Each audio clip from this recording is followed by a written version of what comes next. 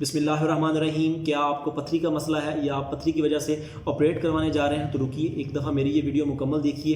पथरी एलोपैथी ज़बान में हम इसे पथरी कहते हैं, लेकिन जो हमारी हर्बल है, देसी तरीका इलाज है, कुदरती तरीका इलाज है, या मेरी तहकीक के मुताबिक इसमें हम इसको वो सफ़रा होता है जिस्म में जो एक जगह पे इकट्ठा हो जाता है। सफ़रा का एक जगह जिस्म में इकट्ठा हो जाना, ये क्यों इकट्ठा हो जाता है? ये सर्दी खुश्की की वजह से इकट्ठा होता है। जब आपका मिजाज सर्द खुश्क हो जाता है तो ये सफ़रा जिस्म में एक जगह पे इकट्ठा हो जाता है, और इसमें कोई परेशानी वाली बात नहीं है। इसको आप आसानी से तहलील कर सकते हैं, इसके लिए आपको ऑपरेट करवाने की ज़रूरत नहीं है।